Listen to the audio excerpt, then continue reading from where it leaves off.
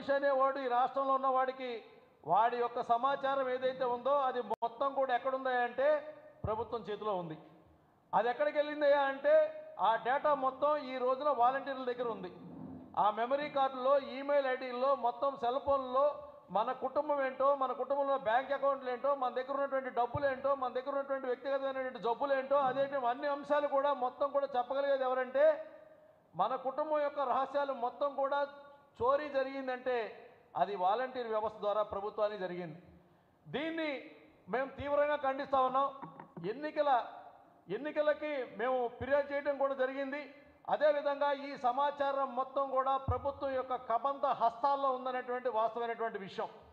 ఇవాళ వాలంటీర్ వ్యవస్థలో ఏదైతే వాళ్ళ యొక్క లావాదేవీలు బ్యాంకుల్లో జరిగినాయో, ఎక్కువ మొత్తంలో నిధులు జరిగినాయో, దీని మీద కూడా ఎన్నికల కమిషన్ పూర్తిగా కన్నేసినటువంటి అవసరం ఉందని చెప్పని దాని మీద దర్యాప్తు చేయాలని చెప్పని కూడా తెలియజేశాం.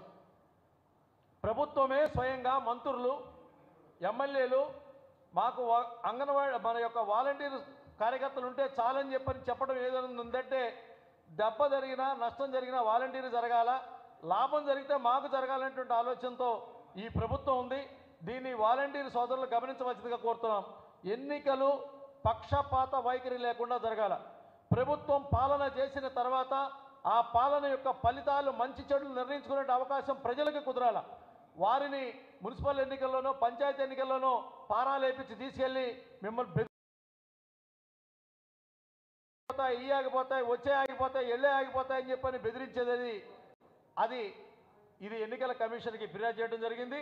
దీని మీద వారు దర్యాప్తు చేస్తామని కూడా తెలియజేసి చర్య తీసుకుంటామని హామీ ఇవ్వడం కూడా జరిగింది. ఒకటి, డోక్రా గ్రూపులు ఎవరైతే ఉన్నారో రీసోర్స్ పర్సన్లు ఉన్నటువంటి స్లమ్ లెవెల్ ఫెడరేషన్